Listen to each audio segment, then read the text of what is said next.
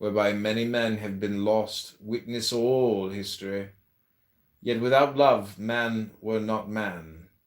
Therefore thine uncle Richard Wagner made of our doctrine a musical fable, wherein we see M. Fortas, who yielded himself to seduction, wounded beyond healing, Klingsor, who withdrew himself from a like danger, cast out forever from the mountain of salvation, and Parsifal, who yielded, not able to exercise the true power of love, and thereby to perform the miracle of redemption. Of this also have I myself written in my poema called Adonis. It is the same with food and drink, with exercise, with learning itself. The problem is ever to bring the appetite into the right relation with the will. Thus thou mayst fast or feast, there is no rule but that of balance. And this doctrine is of general acceptation among the better sort of men. Therefore on thee will I rather impress more carefully the other part of my wisdom, namely, the necessity of extending constantly thy nature to new mates upon every plane of being, so that thou mayst become the perfect microcosm, an image without flaw of all that is. Okay, chapter 45, on the equal steps to knowledge. De gradibus achaea scientiae.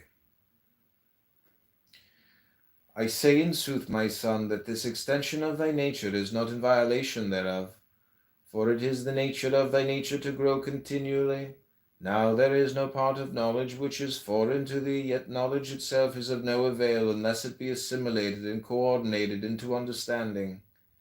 Grow therefore easily and spontaneously, developing all parts equally, lest thou become a monster, and if one thing tempt thee overmuch, correct it by devotion to its opposite, until equilibrium be re-established.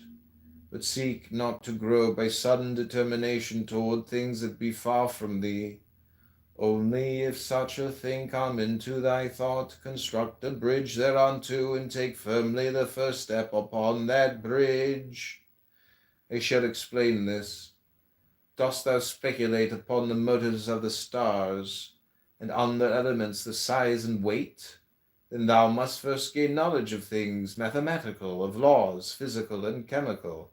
So then first, that thou mayst understand clearly the nature of thine whole work, map out thy mind, and extend its powers from the essential outwards, from the near to the far, always with firmness and great thoroughness, making every link in thy chain equal and perfect. 46 on the virtue of daring, de virtute audendi. Yet this I charge thee with my might, live dangerously. Was not this the word of thine uncle Friedrich Nietzsche? Thy meanest foe is the inertia of the mind. Men do hate most those things which touch them closely, and they fear light and persecute the torchbearers. Do thou therefore analyze most fully all those ideas which men avoid, for the truth shall dissolve fear. Rightly indeed men say that the unknown is terrible, but wrongly do they fear lest it become the known. Moreover, do thou all acts of which the common sort beware, save where thou hast already full knowledge, that thou mayst learn use and control, not falling into abuse and slavery. For the coward and the foolhardy shall not live out the days. Everything has his right use, and thou art great as thou hast use of things. This is the mystery of all art magic, and thine hold upon the universe. Yet if thou must err, being human, err by excess of courage rather than of caution. For it is the foundation of the honor of man that he dareth greatly.